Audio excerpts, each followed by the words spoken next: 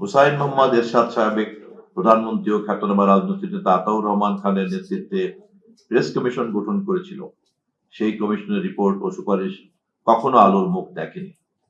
তবে ওই উদাহরণ মাথায় রেখেই সাবেক একজন বিজ্ঞ প্রধান বিচারপতির নেতৃত্বে গণমাধ্যম কমিশন গঠনের আহ্বান জানাচ্ছি। কমিশনে তথ্য ও আইন মন্ত্রণালয়, ন্যাশনাল এডিটর্স কাউন্সিল, সংবাদপত্র সেবীদের বিভিন্ন ট্রেড ইউনিয়ন ও জাতীয় প্রেস ক্লাবের প্রতিনিধি থাকতে পারে।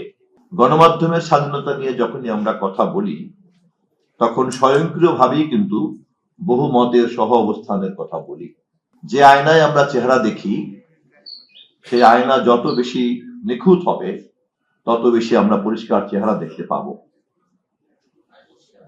গণমাধ্যম সমাজের এবং রাষ্ট্রের আয়না, অতএব গণমাধ্যমকে অবশ্যই নিখুঁত হতে হবে।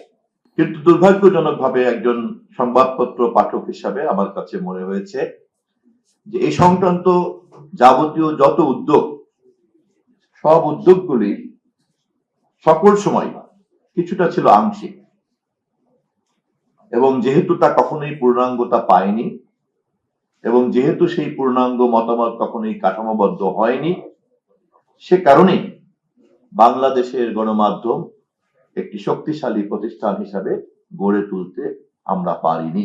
সকল পক্ষকে একটি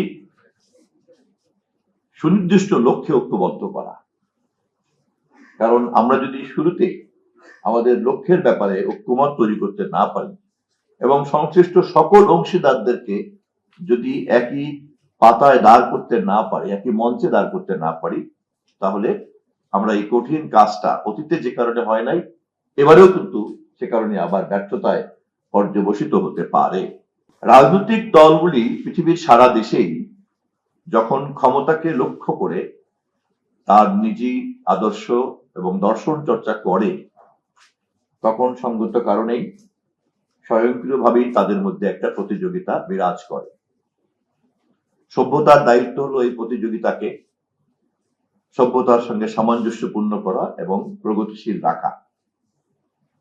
কিন্তু যদি এই দ্বন্দ্ব ইতিবাচক ভাবে না হয়ে সংঘাতে পরিণত হয়, তখন সঙ্গত কারণেই এটা ভিন্ন একটা রূপ ধারণ করে। গণমাধ্যম এবং সাংবাদিকতা সেরকম একটি মহৎ পেশা, যা চর্চা করতে গেলে কোনো না কোনো দর্শন এবং আদর্শকে তার ধারণ করতেই হয়, এবং অবশ্যই সচেতন সাংবাদিকরা সচেতন ভাবেই তার কলমের মধ্যেই এই চিন্তা এবং এই চেতনা নিহিত থাকে।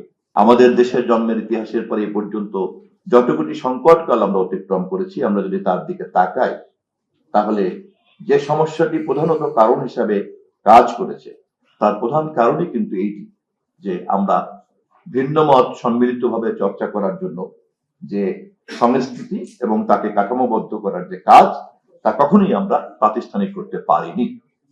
বাংলাদেশের 13টি নির্বাচনের মধ্যে সবচেয়ে গ্রহণযোগ্য নির্বাচনের মধ্য দিয়ে গঠিত সরকারের তথ্যমন্ত্রী হিসাবে এটা আমার জন্য একটা সৌভাগ্য যে গণমাধ্যম সংশ্লিষ্ট সকল অংশীদারদের একটি কমন লক্ষ্য আমি আলাদা আলাদা ভাবে আমার কাছে জমা করতে পেরেছি। অবশ্যই আমাদের প্রত্যেকের চিন্তা আছে, আমাদের প্রত্যেকের আদর্শ আছে, এবং এমনকি ব্যক্তিগতভাবেও বায়োলজিক্যালি আমরা সবাই আলাদা, এবং যে কারণে বায়োমেট্রিক্স পৃথিবীতে এখন একটা সবচেয়ে গ্রহণযোগ্য মাধ্যম, বিকজ প্রত্যেকটা মানুষ ইউনিক।